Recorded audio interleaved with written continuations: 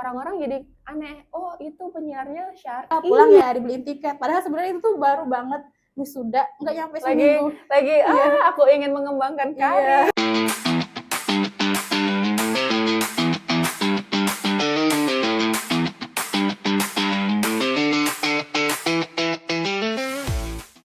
Assalamualaikum. Hari ini bersyukur bareng bersama Anggi dan Murti. Jadi kita tuh salah satu orang yang ada di bersyukur bareng ini ya. Iya, benar, project bareng. By the way, apa kabar Bu? Alhamdulillah. Tapi kita tuh ketemunya di mana sih? Awal mula kenal. Aku kenal kamu kayak. Aku dulu atau kamu dulu sih? Kamu dulu kayaknya deh. Aku ya. Iya sih. Aku nge-follow Instagram ya kan. Oh iya, benar. Kamu nge-follow Instagram, terus aku follow back. Ya, terus ya udah. Sebelum itu kamu follow Instagram aku, kenal aku dari mana? Kok bisa follow? Gak tahu. Aku tuh punya apa ya? Aku seneng aja gitu. Kayaknya nih aku follow gitu. Enggak ngeliat orang kayak ini aku follow deh, ini aku follow gitu. Enggak ada yang karena kenal, karena itu enggak. Nah, sebelumnya kan kita enggak kenal ya? Enggak kenal. Terus kita follow-followan Instagram kan. Itu tahun berapa? 2016. Aku masuk kuliah pertama 2016.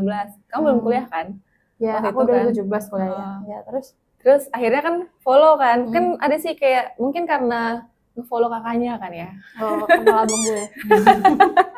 Ya gitu. Terus jadi Instagram tuh ngasih tahu kalau ini kayaknya perlu di-follow. Oh, rekomendasi Instagram. Iya, gitu. Kayak hidupku penuh dengan rekomendasi Instagram. Gitu. Bener tuh. Dia kan abis itu kita ketemu. Kalau nggak pernah ketemu, kamu kuliah kan? Ya, aku kuliah di NTB. Terus akhirnya kita ketemu di Masjid Batu Iza. Itu pas acara apa sih? Nggak tahu. Pokoknya itu pas ada acara kalau nggak salah. Iya, kita lagi pada sholat kan? Enggak, ketemunya di tangga. Kamu sama adik-adik anak Rohimas. Iya, aku inget banget. Kamu sama adik-adik Rohimas. Terus kita bilang gini, kok kayak aku kenal ya? Terus aku buka HP. Ntar dulu, aku kayaknya follow deh. Terus aku bilang, kamu yang nyiar radio bukan sih? Iya, katanya kamu kenal aku. Aku kayaknya follow kamu di Instagram. Terus kita kenalan tukeran kontak nggak sih di situ? Iya, karena waktu itu kan baru lulus kan. Terus kamu katanya pengen coba masuk ke radio kayak gitu. Iya, benar. Aku dulu pengen masuk radio, guys. Pengen bareng. Jadi itu waktu itu. Tapi sekarang udah nggak siaran lagi. Siarannya di sini. Tapi ketemu di sini. Akhirnya kita ketemu di bersyukur bareng. Gitu. Berkat Instagram. Terus kemarin itu sebelum kenal itu kamu aktivitasnya di radio full atau gimana?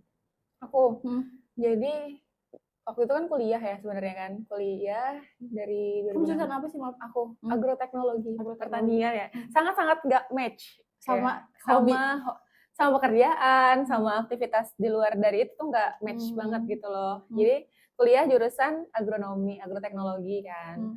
Terus ngerasa sih sebenarnya punya kecenderungan sama komunikasi, sama ya public speaking gitu. Sebenarnya kalau public speaking banget enggak sih. Cuman suka ngobrol. Salah satu listnya pengen jadi penyiar waktu itu. Nah, udah daftar nih ke beberapa stasiun radio yang ada di Bengkulu kan. Tapi waktu itu tuh kayak belum keterima lah gitu. Akhirnya memutuskan untuk kuliah dan kampusku membuka radio, membuat radio ya. Itu tahun berapa itu? 2019. 2019. Buat itu 2018. Kamu masuk 2019. Jadi aku angkatan pertama, angkatan pertama di situ coba-coba kan, bisa nggak ya? Lihat-lihat training-trainingannya. Siaran. Itu masih semester 6. Kamu semester 6? Iya, semester 6. Terus? Jadi kuliah sambil siaran. Gitu. Akhirnya terus berjalan pas semester 7 harus skripsi kan, jadi kan harus full time ke lapangan, jadi resign dulu. Oh, kamu pernah sempat resign berarti? Pernah sempat resign, sekali resign. Pas skripsi itu? Pas skripsi, karena mikirnya kayak nanti ngeganggu jadwal teman-teman yang lain yang siaran kan, jadi daripada. Itu berapa orang timnya pas awal-awal? Penyiarnya ada sekitar 4 orang. 4 orang termasuk kamu gitu? Iya, termasuk aku. Orang baru. Orang pejuang radio. Pejuang radio. Radio apa sih namanya? Radio Semarak. Semarak, Unihas. Radio Semarak Unihas. Ya, Bengkulu nggak ada Unihasnya. Oh iya, berarti nggak ada. Bukan radio kampus dia, itu radio swasta sendiri. Perusahaan. Oh, perusahaan. Iya, kayak gitu. Jadi bukan radio kampus ya guys, sorry banget gitu. Tapi ya di situ pengalaman pertama aku siaran, akhirnya mendapatkan ternyata memang passionnya di siaran, karena waktu itu kan aku suka seni ya. Semenjak anak seni ya. Iya, Aku anak seni, awal masuk kampus itu ikut seni. UKM seni. Iya, UKM seni, anak teater, masuk Suka divisi drama musik, gitu. Terus Waktu itu sempat ke fotografi juga, tapi akhirnya kan menemukan jalan ini kan aku tersesat di sini gitu. Benar. Akhirnya Tersesat dalam kebaikan ya. tersesat dalam kebaikan, iya. Terus sampai akhirnya aku memutuskan untuk kayaknya nggak bisa terus-terusan nih gitu kan di seni gitu kan. Bukan berarti seninya jelek, enggak gitu, cuman aku masih harus menemukan jati diri. Bukan. Menemukan apa ya? Passion. Bukan. Kenapa? Menemukan ini kayak apa ya? Ketenangan dalam menikmati ibadah-ibadah. Oh, jadi gitu. Karena fokus. Iya, pengen fokus gitu kan, nggak mungkin semuanya harus diikuti gitu kan. Akhirnya memutuskan untuk teman-teman kita nggak bisa dulu nih bareng-bareng, tapi kita tetap bisa berteman gitu akhirnya. Jadi memutuskan untuk ya udahlah nggak di sini lagi. Akhirnya tercetuslah di Rohis kampus. Jadi cerita aku sih.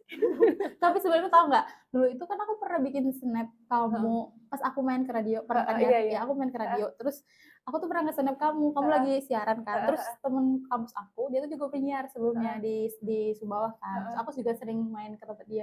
Terus dia bilang gini, Murti itu teman kamu ya? Kok suaranya radio banget? Itu masih kayak suaranya tuh bener-bener anak radio banget. Makasih gitu loh.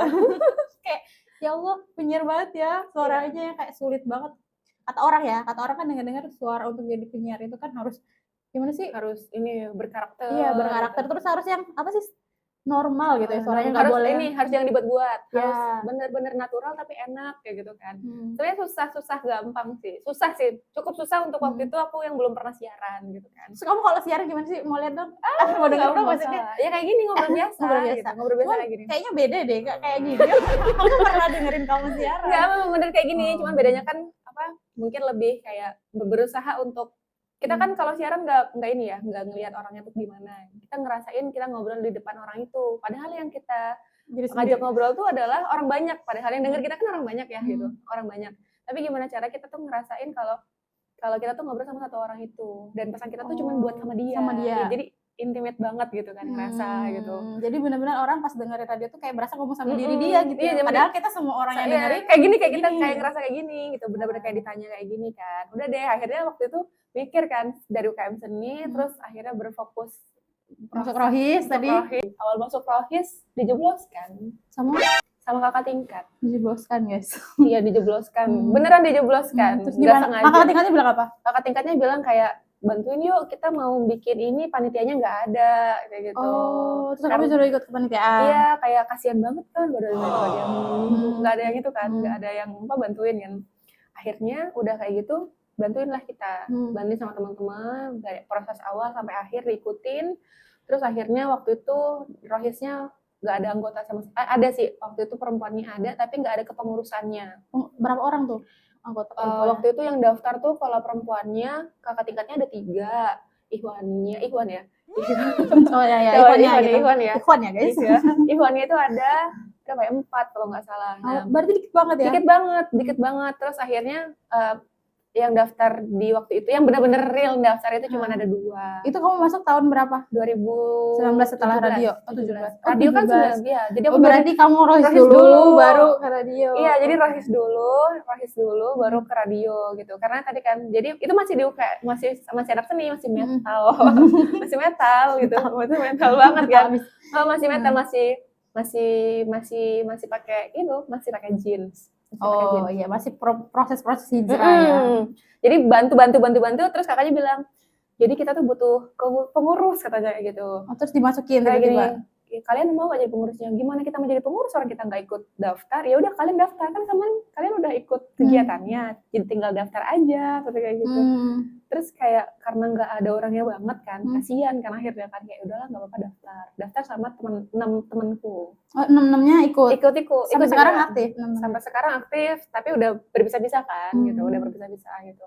Aktif alhamdulillah.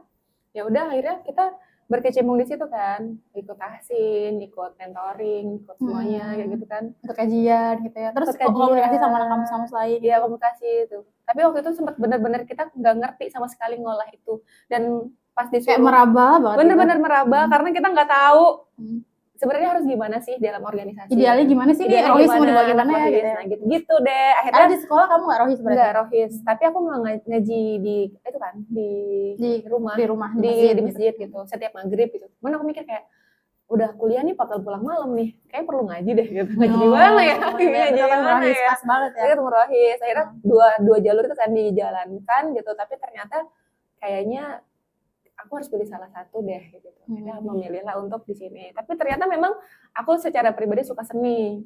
Jadi saya pengen menyalurkan seni ini kemana ya, tapi nggak mau tampak.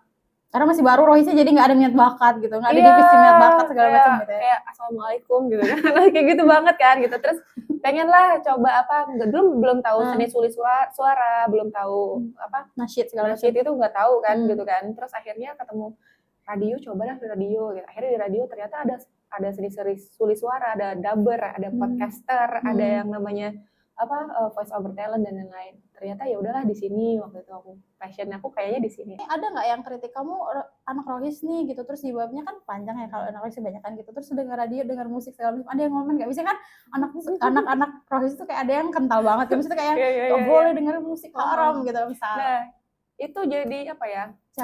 Challenge terus kayak big choice juga. Kamu mau masuk ke kan kita udah lurus, kan orang lihatnya lurus banget kan ya, lurus banget. Terus mau masuk ke industri radio waktu itu. Pertanyaanku kira-kira apakah orang-orang radio tuh mau nerima aku atau enggak? Bukan akunya bisa gini atau enggak gitu. Tapi ternyata baiknya mereka menerima gitu. Jadi kamu jawab banyak itu tuh nggak jadi problem, sholat lima waktu tuh nggak jadi problem, karena aku bisa mengakali itu kan. Tapi itu tadi masih ada orang yang kayak ngapain gitu kan, itu dengerin musik gitu. Iya, gitu kan haram gitu kan. Iya, musik haram, kenapa ini? Tapi sekarang masih ada kan tapi kan? Iya ada gitu, cuman setelah seiring berjalannya waktu di radio gitu, di radio ternyata aku menemukan sesuatu yang jadi apa ya, jadi nilai juga gitu, bahwa Islam itu kan hadir secara menyeluruh gitu ya. Jadi rahmatan lil alamin. Iya, rahmatan lil alamin yang hadir untuk semuanya gitu kan. Enggak pilih-pilih, enggak untuk yang jilbab gondrong doang sama jilbab gondrong. Terus yang pakai celana cingkrang harus pakai kumpul sama celana cingkrang gitu. Tapi ternyata di radio itu ketemu sama teman-teman yang memang ternyata mau belajar Islam juga gitu. Yang posisinya aku juga masih belajar ya waktu itu. Akhirnya berjalan gitu kan. Orang-orang jadi aneh, oh itu penyiarnya syar'i gitu. Gitu. Iya, itu penyiar radio itu tuh syar'i kayak gitu, syar'i, jangan dipegang, jangan gini, bener karena aku nggak. Masya Allah ya, berarti gitu. Ini bener-bener the real identitas yang melindungi. Iya gitu, tapi satu sisi juga akhirnya jadi bingung juga kan kita kalau misalnya ada aktivitas luar gitu kan, kayak nge-MC atau apa gitu kan, aku harus benar-benar ini kayak kostumnya gitu kan, harus menyesuaikan banget gitu. Tapi beruntung lagi Allah baik banget, teman-teman aku sangat-sangat kayak, oh ya Anggi kan nggak mau goncengan, Anggi sama itu aja gitu. Terus dibantu ya. Iya, terus kayak oh Anggi kan jangan pakai itu, pakai ini aja gitu. Teman-teman radioku baik banget lah, pakai ini aja gitu. Jangan itu jelek terlalu, ini bukan kamu banget. Harus pakai kosaki ribet banget gitu ya. Mereka menormalisasi hal itu. Iya kayak apa? Ya udah radio dan kostum itu tuh dua hal yang berbeda gitu. Bukan hal yang dipermasalahkan gitu. Jadi mereka open mind ya, sama gitu. Kayak gitu. Ya, terus ya itu tadi paling tetap kayak kan namanya anak radio kan pencilakan ya. Pencilakan apa nih? Apa sih kayak petakilan gitu. Oh, petakilan. Sana kesini cukup aktif daripada teman-teman perempuan yang pakai jilbab gondrong lainnya gitu. Itu juga jadi apa ya, sedih kadang-kadang ketika dengar statement mereka. Proses pertama kali aku menemukan hijrah asik. Tapi tadi karena dijebak jadi sampai sekarang ya. Merasa terjebak nggak sampai sekarang? Sekarang enggak. Dulu awal pakai jilbab panjang itu ya mungkin itu tadi ya. Allah tuh kan aku belajar dari ayat Quran beneran. Kayak kenapa kok di dalam ayat Quran itu tuh ada tulisan tidakkah kamu berpikir?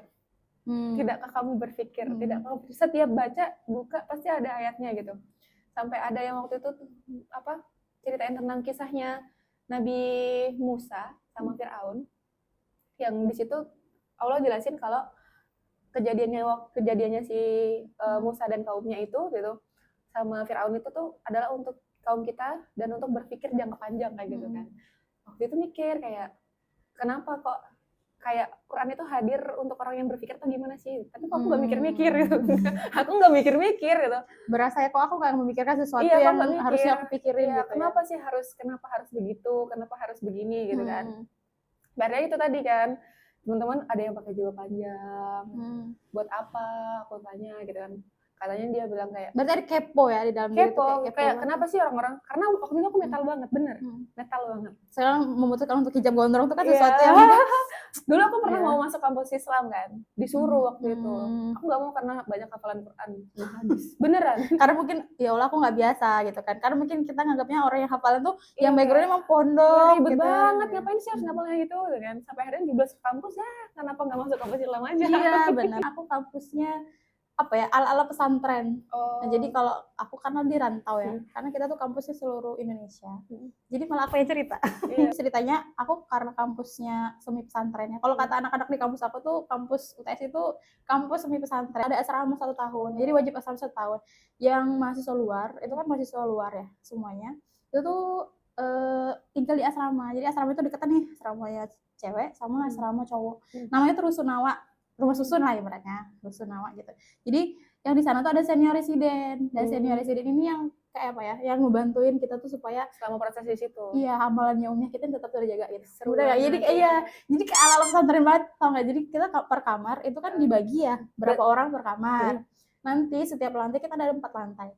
Setiap lantai itu ada yang mimpin sholat, jadi nanti tugasnya kamar ini ya, nanti sholat subuh dia yang imam, Pondok terus banget ya. iya kayak sholat maghrib nanti dia imam, terus nanti tauji, terus apa sih kuliah subuh segala macam. Tapi itu udah menerima, maksudnya? Ya, karena apa ya? Karena aku merasa kayak udah terbiasa dulu ya, bukan Sama terbiasa keluarga, ya, gitu. enggak bukan terbiasa ya akunya ya, cuman aku kayak udah paham karena sebelumnya tuh kan ngeliat dari kakak-kakak kan. Kakak-kakak sama temennya kakak-kakak itu kayak gitu, jadi udah dari SMP tuh udah terbiasa sama istilah ngaji gitu, terus istilah-istilah organisasi, LDK atau segala macam itu tuh udah familiar gitu kan. Jadi pas di sana udah nggak culture shock lagi kan. Kalau aku ya enggak sih, karena itu tadi apa, hal-hal yang Islami itu bagi aku waktu itu enggak banget gitu. Enggak banget. Aku malas belajar hal-hal yang kayak gitu. Tapi setelah cari tahu ya, cari tahu ternyata kenapa kita harus berislam, kenapa kita harus jadi berusaha menjadi muslim yang sejati gitu kan. Sampai sekarang juga masih belajar sih gitu. Ternyata banyak hal dalam hidup ini tuh yang Allah tuh nggak pengen kita ribet sebenarnya. Udah ikutin aja kayak gitu. Nah, kayak pertama kali pakai jilbab panjang gitu kan. Ya Allah gitu. Tiba-tiba dari rocker. Terus aku juga mengalami fase itu kok. Jadi aku meskipun tahu, jadi SMA pun aku nggak langsung jilbab panjang. Kalau aku kan udah dari SMP kan udah ngaji kan mereka kan, aku SMP gitu. Jadi orang tua itu udah paham, tapi kakak aku yang bilang nanti SMA masuk rohis ya gitu. Terus nanti pas udah kuliah jilbabnya kayak gini. Berarti ya. udah pakai jilbab panjang dari semenjak kuliah, awal masuk kuliah tuh udah jilbabnya panjang. Jadi aku udah kayak diwati-watiin sama kakak aku udah bilang gini pas aku zaman SMA. Karena aku pas skip ya SMA dulu. Aku juga pas skip guys. Jadi kan pasti kan tau lah ya gimana kostum anak pas skip gitu. Apalagi kalau lagi latihan gabungan segala macam gitu kan. Jadi meskipun pendek gitu. Dan kan kondisinya seperti itu aku komit sama kakak aku bilangnya gini, kakak aku bilang gini, nanti kalau udah kuliah kamu wajib pakai jilbab syar'i ya gitu. Terus aku udah kayak ya udah gitu. Terus kakak aku kayak support dengan ngebeliin baju-baju kayak gitu. Oh, berarti memang keluarganya dukung. Ya, jadi kayak dipahamkan ya, mungkin karena ya mereka tanggung jawabnya juga kan. Jadi aku kan karena adik perempuan jadi tanggung jawabnya juga. Tapi pernah nggak ngalamin apa kayak diejek gara-gara pakai jilbab panjang, dibilang Bu Haji lah, terus kayak susah banget gitu akhirnya mau kan pakai jilbab panjang tuh susah ya untuk istiqomah, apalagi dengan lingkungan yang notabene nggak mau normalisasi tren model yang banyak sampai akhirnya masih mau bertahan sampai sekarang. Ada nggak sih waktu itu gitu ya? Aku zaman waktu itu SMA kan teman-teman SMA aku kan rata-rata sama ya jilbabnya masih belum panjang semua gitu. Jadi awal-awal tuh teman-teman aku tuh kayak masih agak jilbab panjang ukti gitu. Jadi makanya kayak ukti gitu. Kan biasa ya teman-teman kan manggilnya kayak gitu. Cuma di sisi lain kalau dari lingkungan atau lingkungan kampus enggak, karena memang rata-rata ya lingkungan kampus itu kalau di kampus aku mentoring kayak kajian gitu tuh wajib. Jadi nanti tuh lucu banget ini fun fact ya. Jadi di kampus aku itu setiap hari Jumat dari jam 8 sampai jam 10 itu wajib untuk mentoring. Jadi kampus itu penuh dengan lingkaran-lingkaran. Bayangin lapangan rektorat, terus lapangan kampus itu benar-benar tempat orang melingkar. Jadi belajar. Cewek cowok semuanya melingkar gitu. Dan itu tuh wajib untuk mahasiswa semester 1 semester 2. Terus untuk selanjutnya wajib untuk orang-orang beasiswa. Tapi yang orang asli Sumbawa yang nggak beasiswa dan semacamnya itu boleh tetap lanjut gitu sampai akhir. Nah, kalau gara-gara itu jadi udah dinormalisasi nih karena kebanyakan orang tuh kayak udah paham nih karena udah ikut ada kajian. Non muslimnya nggak di situ? non muslimnya nggak ada. Kalau setahu aku ya nggak ada gitu. Selama aku kuliah itu nggak ada non muslim. Berarti nggak ada struggle-nya waktu pas pakai jilbab panjang? Nggak ada. Saya dihina-hina. Nggak ada. Makanya aku kalau orang tuh kan kayak ibu-ibu kayak gini-gini ya, jilbab panjang ngapain sih, mirip ibu-ibu. Kan masih sayang ya gitu kan, masih muda pakainya gamis yang gleber-gleber, bajunya gleber-gleber kayak gitu kan, orang suka bilang gitu kan, kayak emak-emak gitu kan. Tapi aku merasa kayak aku nggak pernah dapat penghinaan yang seperti itu. Jadi kayak orang-orang di lingkungan aku tuh nerima aja itu dengan kita jilbab panjang, terus dengan kita pakai syar'i, kayak ya udah kita emang kayak gitu murti. Terus itu tuh bukan terjadi di aku doang gitu, semua teman-teman aku juga sama gitu. Pakaiannya rata-rata mirip lah gitu. Seru sekali. Meskipun nggak semuanya ya, di kampus aku nggak semuanya kayak gitu. Meskipun notabene-nya kayak ngaji semua, cuma tuh nggak semuanya fashionnya harus pakai rok, pakai jilbabnya tuh nggak. Tetap ada kok yang bajunya nggak kayak gitu. Tapi berbanding terbalik sama aku sih. Karena aku kan bertiga ya, adik-adikku kan perempuan semua. Kamu anak pertama. Aku anak musuh. Jadi itu beda gitu. Anak pertama kan. Jadi bapakku tuh nggak pernah lihat aku pakai rok. Kecuali sekolah waktu itu. Jadi pertama kali udah tekad nih beli kain kan, jadi jilbab warna marun, ingat banget aku beli tekad, terus coba beli gamis kan, keluar tuh dari rumah mau berangkat ke kampus, dilihat kan kayak, kamu ngapain kuliah pakai gamis ya gitu, nggak apa-apa gitu, nanti itu roknya masuk ini apa namanya, masuk motor lalalala gitu kan, nggak usah pakai gitu, ribet itu. Akhirnya ganti celana lagi, terus tapi gamisnya tetap dibawa di dalam tas. Terus udah nyampe kampus, ke kamar mandi, ke toilet gitu kan, terus ganti baju pakai gamis. Oh, jadi dari rumah tuh nggak langsung pakai? Enggak gitu, itu beberapa bulan terus kayak gitu terus. Terus akhirnya memberanikan diri kan, nanya ke ibu gitu kan, pas ke ibu bilang, Bu, aku mau pakai jilbab panjang. Itu gitu. Gimana ekspresi? Itu mati lampu ya, pakai lilin. Bener kan rumahku kan agak ke hutan-hutan gitu ya. Jauh banget. Jauh. Iya, perkebunan gitu lah ya kan. Waktu itu mati lampu. Baru jilbab itu baru dikasih tahu gitu kan, mau coba pakai jilbab panjang boleh nggak? Tahu nggak apa yang dikeluarin katanya? Kamu hamil ya? Beneran? Kamu hamil ya kayak gitu? Terus diem aku kan, enggak, dipegang perut aku, dipegang kayak enggak, aku nggak hamil kayak gitu. Soalnya banyak sekarang itu apa namanya? Orang jilbab panjang karena hamil. Menutupi kehamilannya gitu. Enggak, aku bilang sakit banget hati aku, beneran sakit ya. Ya Allah, ibuku sendiri bilang aku hamil ya. Nggak usah lah, jadilah perempuan yang biasa-biasa aja. Islamnya biasa aja, nggak usah. Iya, nggak usah itu. Kamu ikut aliran apa? Kata dia kayak gitu. Nggak usah kayak gitu. Nggak usah ikut-ikut kayak gitu. Enggak, aku cuma pengen aja gitu. Kan lagian aku nggak ngapa-ngapain, nggak sampai pakai cadar. Cuma pengen pakai jilbabnya lebih panjang aja gitu kan. Nggak usah itu. Berhari-hari, berbulan-bulan aku dibilangin orang gila di rumah. Karena bajuku berlapis-lapis. Terus kan otomatis baju cucian itu kan jadi banyak ya, jadi aku harus rajin cuci biar ibuku nggak ngomel-ngomel. Jadi udah kayak gitu, akhirnya orang rumah tuh tetap nggak nerima kalau pakai baju panjang, karena anaknya nggak kayak gitu. Anakku kena cuci otak di mana kayak gitu kan. Sampai akhirnya udah kayak gitu di kampus juga kayak gitu, dibilangin kayak sok suci lah. Terus kan kemana-mana berusaha untuk bawa Quran gitu kan ya, bawa Quran buat tilawah gitu kan. Iya, karena itu kan habit ya, membangun habit kan. Terus teman-teman kelas tuh kan pada jahil. Al-Quran diapain? Tas aku tuh kan pasti ada Quran. Baru pertama kali coba untuk bayar kan kayak berbulan-bulan tuh pengen baca Quran kan. Mereka tuh suka ngemindah-mindahin tempat tas kita gitu. Kadang dilempar-lempar gitu. Terus kamu bilang tas aku dilempar gitu kan. Aku bilang tasku jangan dilempar, ada Qurannya gitu kan. Malah cuman Quran gitu ya gitu. Iya, cuman Quran. Terus di situ itu nguatin aku untuk ayo semangat. Kalau enggak kamu tergerus lagi nih katanya kayak gitu kan. Dilempar tas aku enggak suka ya kayak gitu, dalamnya ada Quran. Terus pas lagi nunggu dosen dari satu jam ke jam lain tuh ngaji kan kita. Coba ya Allah, itu ujian kayak berani enggak ya terus ngaji terus.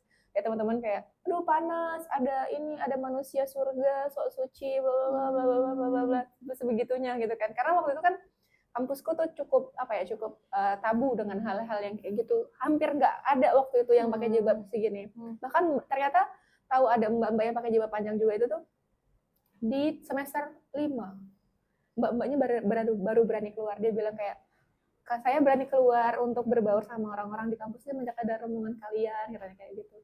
Tapi sampai sebegitunya sih, sampai kayak berarti zaman dulu di Bengkulu masih belum terlalu normalisasi ya. Mungkin kalau di kampus yang lain yang lebih besar kayak Islami itu agak normal, tapi kalau untuk di kampus swasta yang lain yang tidak Islami ya gitu, itu enggak gitu, karena ya udah gitu. Jadi cukup sampai sakit banget gitu, sampai dibilangin kamu ikut ini ya, kamu ikut sampai organisasi dibilang ini ya, hamil sampai gitu. dibilang hamil tuh sampai nangis banget kayak ya Allah, buktikan kalau nggak hamil itu, buktikan kalau kamu nggak ikut organisasi apa-apa yang itu, udah sampai ngaji tuh dilarang, sampai segitu. Itu sekitar 2 tahun berjalan kayak gitu terus. Tadi aku panas, tapi ujian sih. Tapi ternyata setelah dari situ, sekarang ibuku jadi salah satu orang yang nggak suka kalau aku pakai jilbabnya terlalu pendek, terus bajunya terlalu nyepak gitu. Ya, atau mungkin pengen yang apa kayak potong-potongan gitu. Nggak suka dia, kayak Mbak kamu tuh harusnya gini gitu.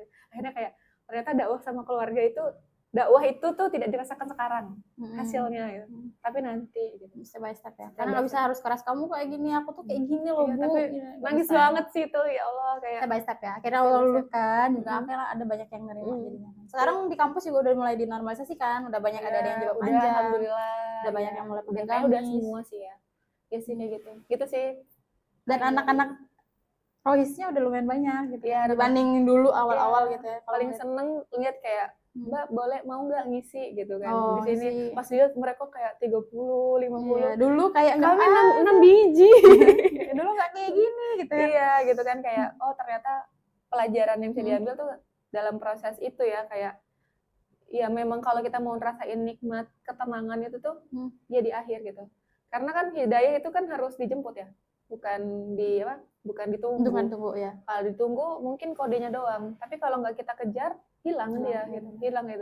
Gitu sih, sampai aku pernah ikut sebuah organisasi delegasi ke satu kabupaten, aku disuruh pakai baju yang mewakili duta waktu itu. Tahu kan baju duta? Seksi, kayak berbentuk kan badannya gitu. Aku waktu itu bilang kayak aku mau ikut ini, tapi tolong apa yang udah menjadi aku pakai gitu jangan diubah kayak gitu. Oke, udah sepakat. Tapi waktu itu tiba-tiba yang didelegasikan sakit dan yang memungkinkan cuma aku. Di situ aku takut sekali. Takut sampai udah megang bajunya, tanganku gemetar. Aku bilang yang aku doa cuma ya Allah selamatkan aku. Terus diam, air mataku keluar, nangis banget sampai akhirnya dilihat sama kakak senior, kenapa Anggir ya gitu. Nggak apa-apa Kak, ayo ya udah kalau misalnya mau pakai ini nggak apa-apa. Terus kakak itu yang keras banget untuk nyuruh aku kayak nggak apa-apa lah, cuma sehari doang, habis turun panggung nanti langsung ganti baju gitu. Tiba-tiba langsung bilang ya udah ganti yang lain aja kalau kamu nggak mau gitu.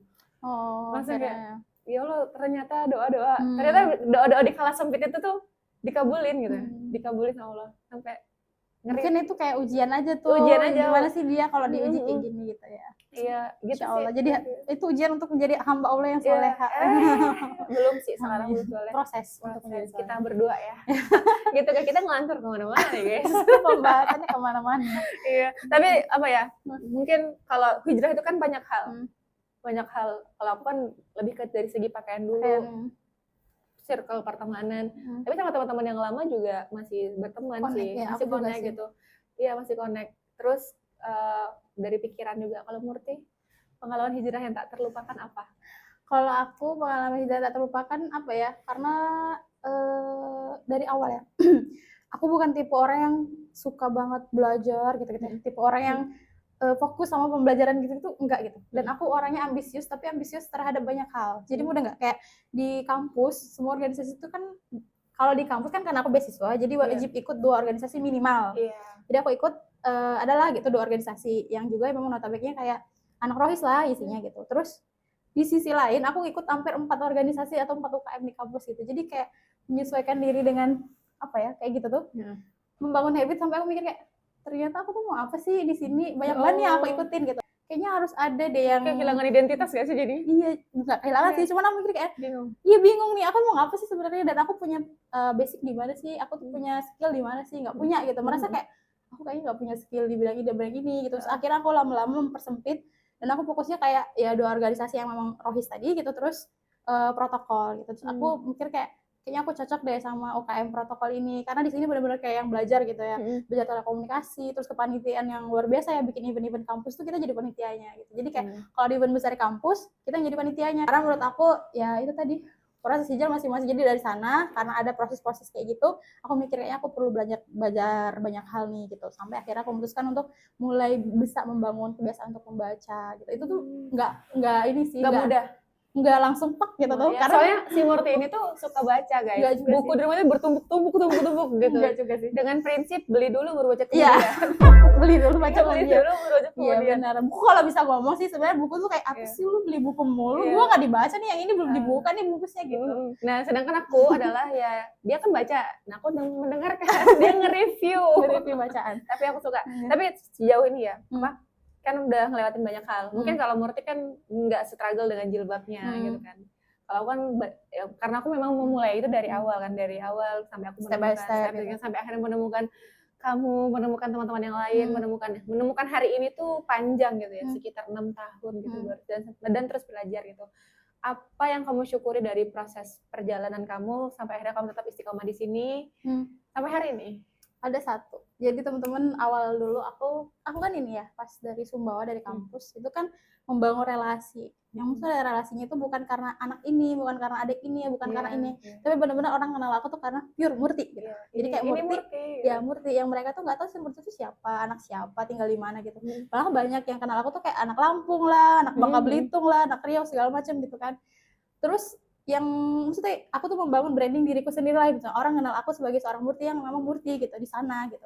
Terus dari circle-circle yang udah aku bangun tadi, terus apa sih kayak punya kenalan dosen, terus orang-orang di luar sana kayak banyak di pemerintahan ya, gitu ya, channel-channel yang udah lumayan aku bangun di sana gitu. Terus mikirnya pas udah lulus kuliah tuh harus pulang gitu kan. Nah sempat punya tawaran kan dari dosen tuh bilangnya kamu tetap aja di kampus gitu, nanti kerja di kampus gitu kan, jadi staff segala macam lah. Terus aku pikir kayak ih seru nih gitu, tapi ternyata orang tua aku bilang gini, nggak apa-apa meskipun belum langsung kerja setelah lulus gitu, tapi pulang dulu, yang penting kita kumpul keluarga gitu. Kata ibu ya, kata ibu gitu. Terus udahlah pulang ya, dibeliin tiket, padahal sebenarnya itu tuh baru banget wisuda, nggak nyampe seminggu lagi aku ingin mengembangkan karir. Dan itu tuh kayak yang rugi banget dia gitu. Terus pulang gitu ya, terus tuh dari situ langsung pulang kan setelah seminggu setelah wisuda. Nah setelah pulang itu kan gak langsung keterima kerja ya, dan aku bingung karena gak punya kenalan itu paling temen-temennya kakak kan, maksudnya yang udah kenal dari SMP dulu gitu, dari SMA segala macam. Nah dari situ kan aku gak langsung kenal banyak orang, gak langsung kenal Anggi, gak langsung kenal orang-orang kita ketemu di masjid itu ya. Iya gitu, gak langsung kenal semua orang tuh banyak orang gitu. Nah cuman disitu aku mikir kayak aku nggak punya siapa-siapa yang harus aku, apa sih channel kerja, siapa sih yang bakal kenal aku gitu, bakal kerja apa sih nih aku gitu, skill aku nih apa di sini gitu, bakal diterima enggak gitu, ya insecure gitu. Terus sampai akhirnya kayak apa sih yang pengen aku kerjain di sini gitu. Terus ingat nih salah satu guru ngaji aku pernah bilang gini, jadi Murti katanya, kamu harus bersyukur, ternyata apa yang kita jalani sekarang ini gitu bisa jadi itu proses Allah untuk nentuin apa sih visi misi hidup kita gitu. Karena sejauh ini tuh aku mungkin belum sampai ke dasar memahami apa sih visi misi aku hidup di dunia ini gitu. Karena setiap orang itu kan pasti punya tujuannya ya, bahkan nyamuk pun pasti ada tujuannya diciptakan, nggak gitu. Mungkin sia-sia. Iya, sia-sia gitu. Jadi aku mikir gitu kan. Terus di kata guru ngaji aku bilang gini, pasti ada visi misi atau misi yang Allah pengen Murti ngerjain, dan itu cuma bisa Murti yang ngerjain gitu. Sampai aku mikir kayak apa ya yang bisa aku kerjain di Bengkulu ini. Tapi sekarang akhirnya aku mulai membangun habit kayak ketemu sama banyak orang, terus mulai berorganisasi gitu, terus kayak ngaji lagi gitu ya, aktif segala macam, sampai akhirnya ya sekarang mulai mensyukuri kayak oh ternyata ini ya mungkin alasan Allah tuh nyuruh aku tuh balik lagi ke Bengkulu. Ada sesuatu yang mungkin bisa aku kerjain yang orang lain mungkin belum bisa kerjain ini gitu, dan aku bisa bantu orang lain belum bisa bantu ini gitu. Jadi aku merasa kayak oh ternyata Allah tuh baik banget ya gitu, aku didatangkan dan dipulangkan ke Bengkulu untuk bisa bantu ini. Kalau aku di Sumbawa nanti kemarin kan belum tentu nih hal-hal yang kayak gini tuh aku bisa kerjain gitu. Jadi proses pendewasaan gue sih, karena aku dulu tuh sangat karena mungkin ini juga ya, kadang-kadang kan kita tuh selalu terkotak-kotakan sama pikiran kita sendiri gitu kan. Kita memikirkan sesuatu, kita mengkhawatirkan sesuatu yang belum tentu terjadi gitu. Iya benar, overthinking duluan, iya nggak sih? Iya benar. Iya kan. Jadi ngerasa kalau kita tuh kita nggak bisa, kita nggak mampu, padahal kan Allah sudah, siapa yang tahu takdir Allah gitu. Iya benar. Kayak waktu itu andai aja kalau Murti nggak pulang gitu kan, andai aja kalau waktu itu Anggi Iya. nggak masuk UKM UKM Rohis, Rohis gitu nggak ya. ngebantuin kepanitiaan, mungkin nggak akan Iya, pakai sampai jilbab sekarang panjang, nggak bakal ketemu nih nggak bakal ketemu, nggak ada nih bersyukur bareng. jadi itu sesuatu yang Nggak ada sangat nih. aku syukurin sih. Iya, itu luar biasa sih memang, percaya aja sama takdir Allah gitu. Intinya segala sesuatu yang kita jalani dalam hidup ini gitu ya, mau baik mau buruk, nggak ada hal yang sia-sia. Ya, hadisnya gitu kan ya. Tapi itu betul. Yang ada tuh syukur dan syukur gitu. Jadi kalau misalnya kenapa Allah nggak sayang sama kita, dikasih ujian kayak gini-gini, mungkin kita nggak apa ya? Mau naik level. Iya, kita mau naik level, tapi kita nggak mikir secara jangka panjangnya. Nggak. Rencana apa yang Allah misalnya Kita siapin buat struggle ini yang kita jalanin gitu. Atau kita nggak mungkin nggak tarik mundur. Kenapa ya aku sampai akhirnya tuh punya masalah ini? Karena kan masalah tuh bisa jadi gara-gara kesalahan kita juga kan, bukan berarti gara-gara Allah ujian jahat aja kan, gitu ya, bukan cuma semata ujian. Iya, bukan semata-mata ujian gitu. Tapi kita nggak narik itu dan akhirnya plek-ketiplek nyalahin Allah. Kayak gitu. Jadi ya sih bersyukur banget. Paling bersyukur kalau aku sih apa ya, yang membuat aku waktu itu bertahan dan gak balik lagi dalam prosesi awal adalah teman-teman di UKM Seri. Kalau aku. Jadi dia bilang kayak gini, waktu itu aku sempat di sidang. Gara-gara aku nggak pernah muncul. Oh, karena habis masuk UKM. Iya, katanya kamu tuh kenapa hilang? Padahal kami tuh pengen loh punya teman kayak kamu, ngingetin sholat, ada yang gini, kata dia kayak gitu. Terus nangis kan, kok merasa kayak sok suci banget, nggak mau temenan sama kita lagi gitu ya. Terus kayak, oh sekarang udah pinter acting, kata dia gitu. Maksudnya di lingkar gitu ya, berlingkar gitu, aku di tengah-tengah. Oh, mereka manggil aku Ning gitu kan. Oh, Ning sekarang udah pinter acting, udah jago nangis di depan umum, kata dia kayak gitu, di dalam ruangan itu tuh. Terus kesulut emosi kan, aku bilang, ya Allah kenapa kayak gitu? Aku kayak gini tuh bukan gara-gara aku tuh jago acting, karena memang nggak tahu gimana jelasinnya gitu. Akhirnya berantem lah sama teman-teman waktu itu, karena ngerasa kayak kita udah ngebangun seni ini bareng-bareng, terus tiba-tiba kamu hilang karena gitu. Ngerasa kayak apa aku terlalu suci ya gitu. Perasaan nggak suci-suci banget gitu, suci-suci banget gitu. Terus akhirnya sering merenung gitu, overthinking, kayak apa salah ya aku seperti ini, kan hablum minallah juga penting, tapi kan hablum minannas juga penting gitu kan. Terus akhirnya merenung di bawah masjid, di depan sekre-sekre itu, main gitar sendiri. Terus ada kakak-kakak dari UKM sini itu datang, dia waktu itu lagi masa semester berapa sih kalau udah mau DO? 8, semester 11, 12 gitu ya gitu. Terus dia duduk di sebelah gitu. Aku nggak sadar gitu kan. Mikirin apa kayak gitu. Nggak ada Kak, pas sudah sadar nggak ada Kak, kenapa gitu. Salah ya Kak kalau kita tuh mau proses jadi lebih baik gitu. Nggak salah gitu. Justru malah sebetulnya kami tuh seneng kalau kamu berada di hari ini kayak gitu. Karena kami tuh khawatir orang-orang yang sudah seperti ini tuh nanti balik lagi, merupakan. Padahal kami tuh pengen loh ditegur, diajak sholat gitu. Meskipun kami tuh sedih.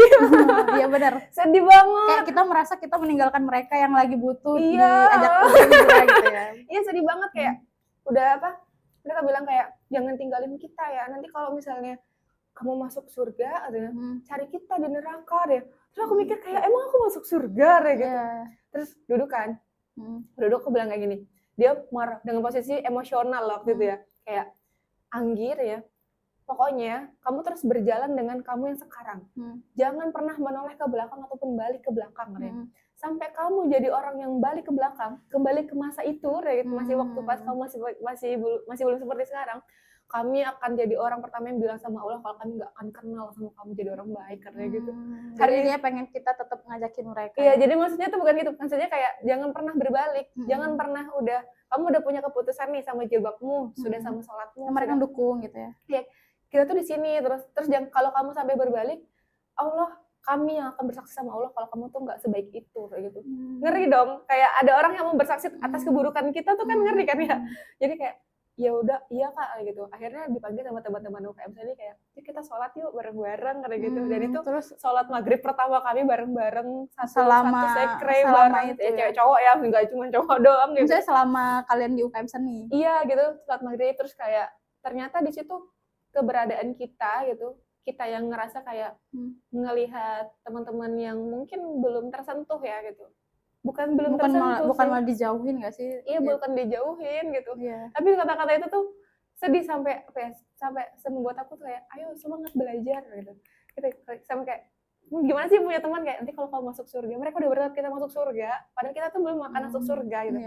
Ngomong gitu, nanti tolongin kita ya kalau kita nggak masuk surga, kita cariin kita kalau kita nggak masuk surga kayak gitu. Sampai ya terus kayak sampai sekarang gitu. Meskipun apa ya kita ketahuan kalau kita perempuan gak suka asap rokok gitu. Mereka kayak nggak, jangan nih ada ahwat gitu kan. Kan mereka kayak uhti gitu. Matiin rokoknya. Ternyata mereka tuh baik gitu loh. Cuman banyak dari kalangan kita juga yang nganggep kalau mereka tuh jahat, pembuat onar gitu. Padahal sebenarnya sama sih, aku juga mikir kenapa kita harus menjauhi mereka, malah justru kita dekat sama orang-orang yang sama-sama sudah berhijrah gitu. Seharusnya kan kalau kita mendakwai mereka, mengajak mereka sama-sama bersyukur bareng nih gitu, ibaratnya apa kita punya ya latar belakang yang berbeda-beda, tapi maksudnya itu ngajak mereka buat juga yuk hijrah gitu, ayo kita kayak gini, kita dekat sama Allah tapi gitu. Kan itu juga nggak bisa sedikit nggak bisa dipaksakan gitu. Cuma misalnya nggak bisa dijauhin, jangan dijauhin juga gitu. Jadi kesannya apa ya, malah aku mereka tambah jauh nggak sih kalau kita malah aku bersyukurnya gitu. Aku Allah menghadirkan mereka itu sebagai pelajaran buat aku. Bukan karena apa-apa gitu. Karena mereka baik banget gitu. Baik banget itu tadi ayat Allah kan, apa kamu tidak berpikir gitu kan. Kayak banyak kan sahabat-sahabat Rasul yang awalnya dari orang yang bukan orang soleh, terus jadi soleh gitu. Orang yang keras kepala jadi paling lembut hatinya gitu. Orang yang suka seni, akhirnya dia malah belajar dari seni itu tuh untuk mencintai Islam gitu. Mereka yang jadi belajar juga aku di situ. Jadi makanya sekarang tuh proses hijrah, bukan proses perjalanan dari dulu sampai sekarang itu adalah ngebuat hati tuh jadi semakin peka sama sesuatu hal yang di lingkungannya. Ya di lingkungan, kayak kita nggak boleh meng-underestimatekan orang gitu, nggak boleh ngejudge orang iya benar, jangan dijudge dong, ini jawabnya udah panjang, benar banget nih gitu. Atau dia pakai tatoan banyak terus dia jahat gitu, enggak teman-teman. Jadi lebih ke situ, mungkin karena aku ngeliat banyak hal jadi sangat emosional gitu, sangat emosional. Padahal Quran ngajarin banyak hal gitu. Bener sih, belajar teman-teman, ngaji yuk kita biar bersyukur bareng gitu ya. Iya gitu sih, jadi bersyukur sampai sekarang, pengen terus belajar biar itu tadi, biar bisa ngasih manfaat buat orang banyak, ngasih manfaat buat diri sendiri, ninggalin legacy buat keluarga, anak-anak kita. Asik. Itu tujuan belajar guys. Jadi tujuan kita belajar itu untuk menciptakan generasi yang nanti lebih power lagi nih daripada kita gitu, untuk bisa bermanfaat sama masyarakat. Ada nggak ayat Quran yang ngena banget dan itu tuh jadi favoritnya kamu?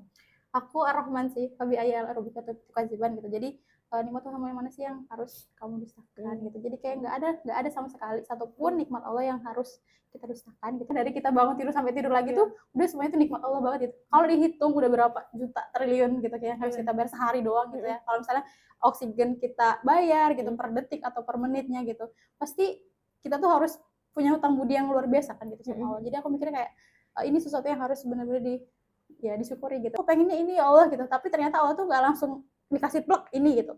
Allah kasih dengan ujian ini dulu, baru dikasih yang lebih baik dari itu gitu. Atau Allah tunda sampai proses ini tuh benar-benar siap untuk kita terima gitu. Ada juga kayak Allah gantikan dengan sesuatu yang lebih baik gitu. Jadi kayak gak ada nih dari yang kita usahakan itu gak ada yang sia-sia gitu. Jadi gak ada yang harus kita dustakan gitu dari apa yang udah Allah berikan ke kita gitu. Aku yang favorit surat Ad-Duha. Waktu itu belajar tentang tafsirnya kan. Kalau nggak salah itu posisinya Rasulullah lagi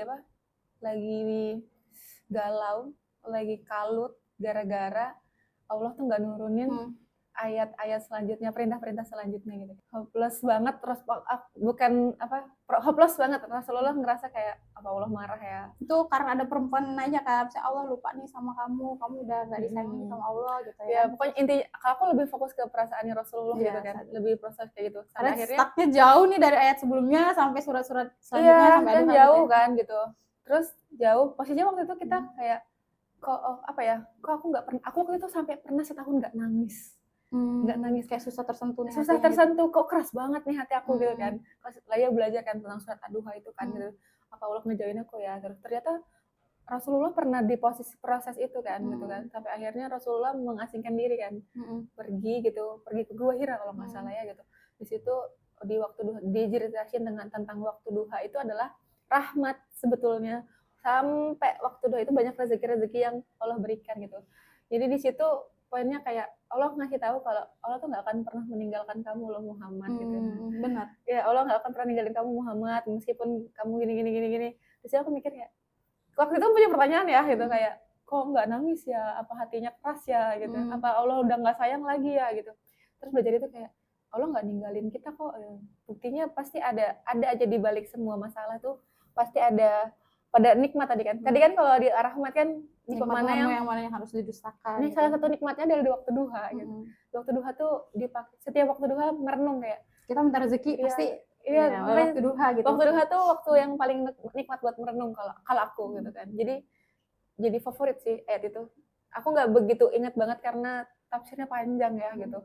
Tapi aku ngerasain kayak kalau aku di posisi Nabi Muhammad itu pasti kalut juga, dan setiap manusia pasti ngerasain galau, ngalahin karena ditinggal seseorang. Biasanya ditinggal Allah kan, nggak dapet kabar gitu kan, nggak dapet kabar. Tapi Allah langsung bilang, aku nggak pernah ninggalin kamu kok, nggak pernah ninggalin kamu. Berarti kita nggak boleh berputus asa dari rahmatnya Allah. Iya, benar. Kita nggak boleh berputus asa. Kalau misalnya Allah tuh udah lupa sama kita, Allah tuh sayang banget sama kita gitu pasti ya Allah tuh sayang sama semua hambanya gitu, dan pengen kita tuh minta sama Allah gitu. Iya, minta terus. Nah itu poin juga. Jadi pernah aku dengar juga salah satu dari guru ngaji aku pernah bilang gini, kenapa kita tuh harus doa pas selesai sholat gitu, karena ibaratnya kita sama Allah tuh sedekat itu loh. Jangan sampai kita tuh menganggap Allah itu kita hanya ketemu pas sholat gitu.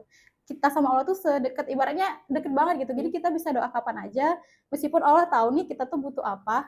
Jadi kayak yang minta aja sama Allah gitu, tetap minta sama Allah, ya Allah aku tuh butuh ini, ya Allah aku tuh butuh ini gitu. Karena banyak kejadian-kejadian yang aku mikir ya, karena dengan dikasih tahu guru aku, jadi aku di motor tuh suka kayak ya Allah kayaknya ini kayak cerita gitu, kayak curhat sama Allah gitu. Kayak curhat sama Allah kayak ya Allah sepanjang di motor kan, terus tiba-tiba mikir kayak ya Allah aku haus banget, nanti dulu ya Allah aku pokoknya harus ngerjain ini dulu, baru nanti aku mau kesini gitu kan. Banyak plan-plan sampai akhirnya di plan itu lagi di tempat itu lagi ngerjain sesuatu itu, dapatlah ada orang yang ngasih minum, ada yang ngasih es krim, itu kayak yang ya Allah nikmat mana lagi nih. Banyak keajaiban gak sih? Padahal kita cuma ngomong dalam hati gitu. Tapi karena curhatnya sama Allah langsung yang penguasa ya semesta alam gitu ya. Jadi kita benar-benar backingannya yang luar biasa gitu. Mau apapun kita bisa minta sama Allah gitu. Jadi tadi dibilangin sama rezeki Allah tuh nggak ada habisnya. Intinya selama matahari masih terbit, disitulah nikmat Allah, rezeki Allah akan terus ada gitu. Terus ada. Kecuali itu berarti kalau nggak terbit lagi kan kiamat ya guys. Iya kan? Terbit dari mana kan? Pokoknya Allah kasih tahu selagi matahari itu masih terbit terus sampai tenggelam lagi, dan itu terus berputar, rezeki itu masih terus ada gitu, masih terus ada. Gitu. Wah, luar biasa sih. Rasa sih keajaiban itu. Yes, benar banget. Pesan-pesan buat teman-teman yang mungkin sekarang baru mau mulai untuk meyakinkan diri sama apa yang udah dia pilih gitu ya. Ya, pilihnya kebaikan ya guys. Kebaikan itu yang membuat hati Anda tenang, merasa bersyukur gitu. Tapi mungkin masih sedikit goyah gitu. Yakin gak ya kayak maju mundur nih? Apa? Kalau aku dari yang Anggi ceritain tadi ya, jadi aku mikir kayak buat teman-teman mungkin masih ternyata banyak ya struggle yang dihadapi. Mikirnya kayak yang terjebak dalam hal kebaikan itu tuh sesuatu yang nggak apa-apa loh, daripada kita suka rela dalam hal keburukan gitu. Jadi kayak diajak sama orang-orang selagi itu masih baik, paksain aja diri kita gitu. Karena aku mikirnya kayak nggak mungkin ada Anggi yang sekarang sehebat ini punya dampak sebesar ini buat masyarakat gitu ya. Mestinya yang udah kita jalanin selama bertahun-tahun, kalau kita dulu nggak mau terjebak gitu. Jadi menurut aku kayak yang terjebak dalam hal kebaikan itu bukan sesuatu yang buruk gitu, kayak malah justru kalau kita suka rela dalam hal keburukan itu yang sesuatu yang buruk gitu. Jadi kayak yang kita ngeliat sukarela aja nih, kita main kesini main kesitu, yang benar-benar kayak menghabiskan waktu tanpa hal-hal yang ya visi misi, mesti kayak nggak ada yang nilai-nilai Islam, nilai-nilai yang Allah tanamkan. Apalagi kalau misalnya circle kita yang nggak ada nih nyebut nama Allah sama sekali gitu, kayak rugi banget gitu. Nggak ada salawat ke Rasulullah atau ke nabi-nabi lain, cerita-cerita tentang kisah-kisah para sahabat gitu yang kita bahas, kayak ya Allah rugi banget sih obrolan kita sia-sia gitu kan. Jadi kayak punya temen yang circle yang meskipun ya cuma satu orang tuh temen gitu yang ceritain tentang Nabi, Rasul atau apapun gitu yang ingatkan kita sama Allah, itu harus dideketin gitu. Jadi kayak yang ya harus tangkap gitu. Kalau ada satu orang kayak gitu tuh nggak apa-apa, kita diajak mereka untuk, menurut kita tuh kayak paksaan banget nih gitu, tapi dalam hal kebaikan nggak apa-apa, ikutin aja kan gitu sih. Kalau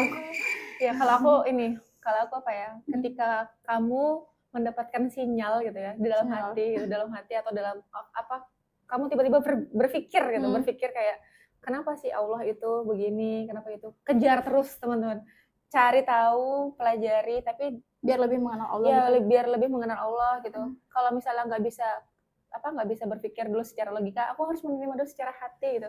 Cari yang bisa menyentuh hatimu apa gitu. Ya dari hal-hal yang kayak gitu kita akan bisa semakin ngerti ternyata kita diciptakan jadi muslim itu bener-bener syahdu, kalau kataku asik. Iya sih syahdu banget, kayak syahdu akhirnya kita bisa nerima segala kondisi meskipun mungkin sebagai manusia kita tetap harus mengeluh. Harus mengeluh enggak? Banyak mengeluh. Tapi Allah maklumin kok. Emang dasar itu yang dan itu udah ada di ayat Al-Qur'an ya. Iya, itu emang dasar diciptainya memang Kayak gitu, kodratnya gitu, Iya. kayak gitu kan. Tapi semakin dicari, makin takjub dengan sosok ini gitu. Gak sabar nanti nunggu untuk konversi pers sama Allah, sama Rasulullah dan lain-lainnya gitu ya. Karena kalau kita bisa apa ya? Kita tuh ngomong buruk gara-gara kita nggak tahu sumbernya. Jadi carilah sumber itu. Curiga nih sama Allah gitu ya, kayak oh ya Allah, aku tuh mintanya ini kok dikasih ini gitu. Padahal nggak tahu nih ke depannya kita minta bunganya setangkai, Allah ngasihnya beribu-ribu tangkai, bahkan satu kebon gitu. Atau bahkan gara-gara gini, misalnya kita minta setangkai, terus kita malah dikasihnya bunga yang lain gitu. Iya. Kita nggak tahu padahal bunga yang di tangkai itu Beracun beracun atau mungkin ada uletnya Iya, gitu. Dan itu tuh nggak bagus. Atau mungkin bunga itu membuat kita jadi alergi, kita nggak tahu. Allah tuh ngasih kebaikan-kebaikan itu yang Allah mikirin apa yang nggak kita pikirin. Iya, karena Allah tahu ke depan itu bakal jadi seperti apa, kita nggak kepikiran hal seperti itu gitu. Semangat berhijrah. Bener, kita harus selalu bersyukur ya, karena tadi nggak ada nikmat Allah yang mana yang harus kita dustakan, semuanya harus kita syukurin teman-teman. Betul sekali. Ya. Oke, jadi hari ini kayak gitu podcast dari kita berdua. Ya, lebih ke sharing ya. Iya, lebih sharing tentang kita gitu. Intinya teman-teman jagain teman-teman kita, harus yakin jangan dijauhin gitu. Jangan dijauhin. Jagain gandeng, ajak step by step gitu. Karena sabar orang sabar itu tidak pernah ada batasnya. Benar. Sabar itu nggak ada batasnya teman-teman. Jadi kayak kalau dia bilang sabar tuh kesabaran aku terbatas, enggak kok. Kita bisa sabar lebih banyak lagi, lebih luas lagi. Karena Rasul aja sabar banget kan, Rasul juga manusia. Kalau sabar berbatas bukan sabar. Iya, benar. Iya kan? Limited edition gitu. Oke deh, terima kasih. Sampai jumpa di obrolan selanjutnya. Kita akan bahas yang lebih struggle lain gitu ya.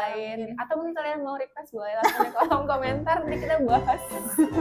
Terima kasih. Dadah teman-teman. Assalamualaikum. Bye.